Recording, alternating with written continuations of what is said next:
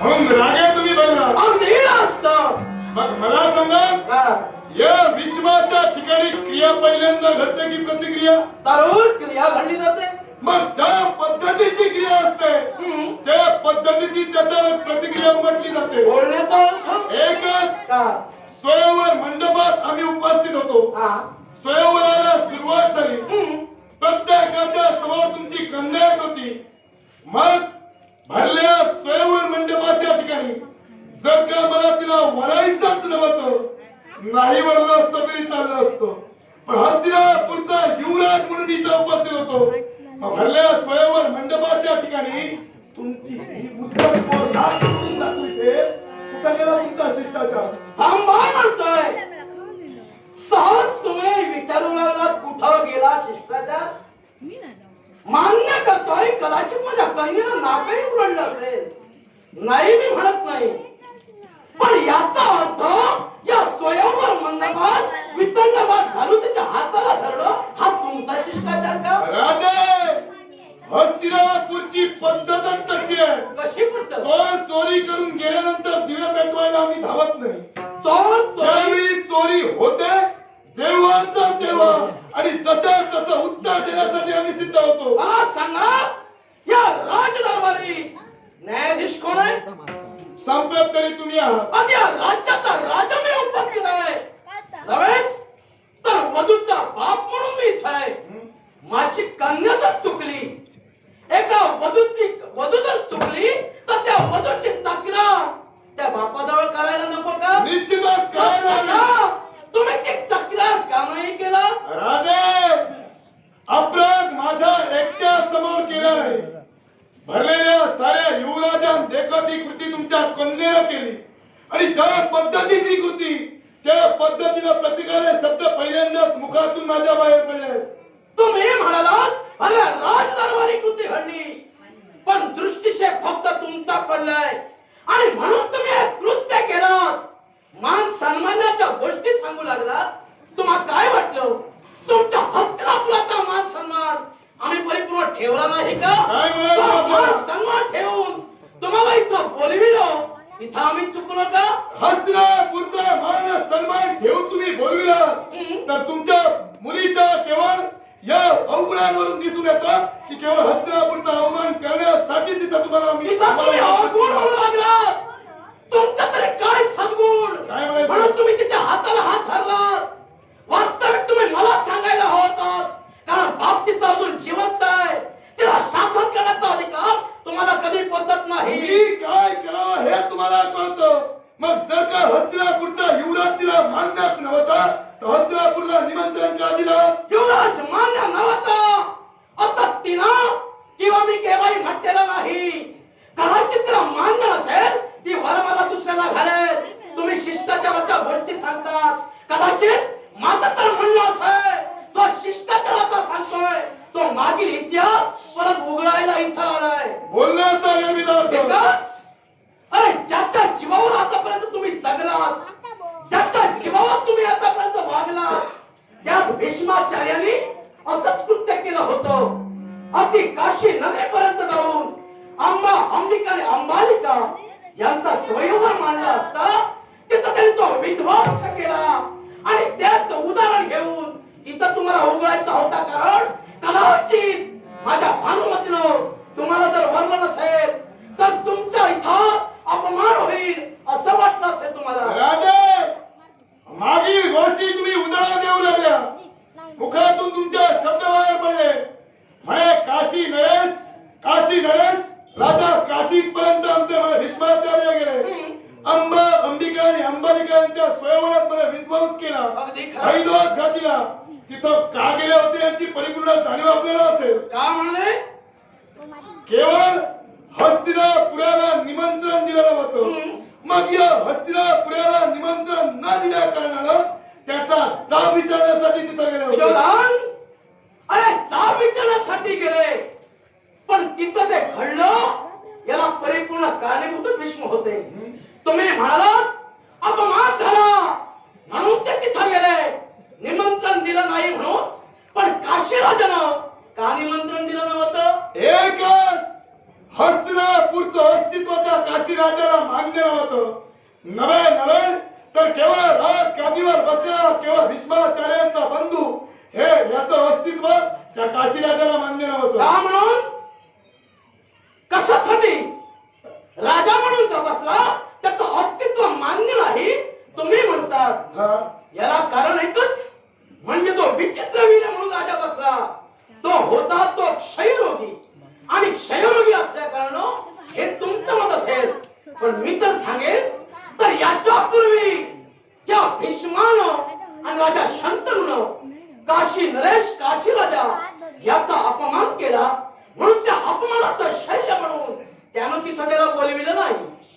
राजे केवळ राजा काशीराजांचा अपमान केला म्हणून बोलविले तुमचे शब्द झाले. पण ज्यावेळी जाब विचारण्यासाठी गेले त्यावेळी केवळ भीष्माचार्य यांचा बंदूक क्षयरोगानं केवळ ग्रस्त होता याचंच कारण त्यांनी पुढे केलं. तुझ्या शास्त्र तो कुणी असू द्या, केवळ राजगादीवर बसलेला शास्त्राला नव्हे तर त्या राजगादीला निमंत्रण द्यायचं असतं. अगदी मान्य, राजगादीला निमंत्रण द्यायचं असतं, पण ते सत्यत्वाचं नातं होतं. ते सत्यत्वाचं काशी नगरी आणि हस्तिनापूर हे नातं त्या दिवशी राजा शंतनू देवा तोडिलो.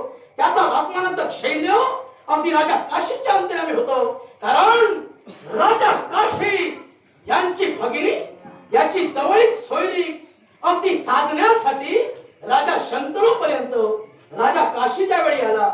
मागणी होती ते फक्त एकच, तो देवव्रत होता. त्या देवव्रतासमोर आपल्या बहिणीचं लग्न व्हावं, बहिणीचं लग्न ही इच्छा.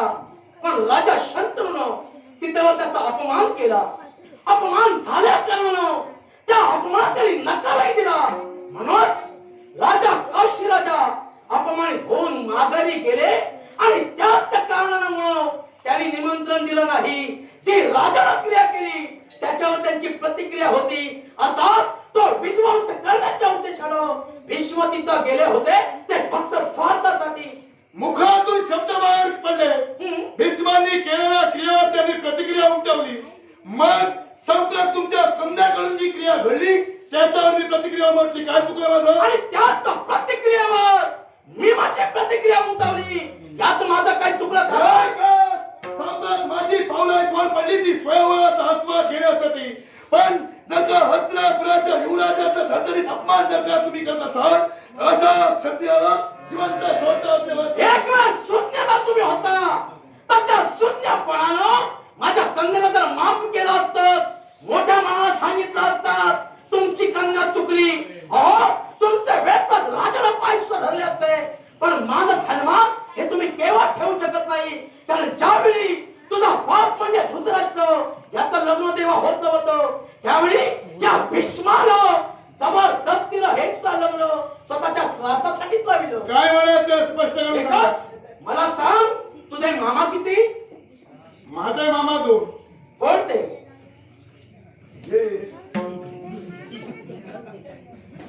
समोर हे मामा. आणि दुसरे मामा शकुनी. हे 2 तुला ज्ञात. मी सांगतोय तुझे मामा 1 आणि 2 नव्हे तर 100 होते. पण त्या 100 फक्त एकच जिवंत राहिला. याला कारण म्हणजे भीष्माचार्य.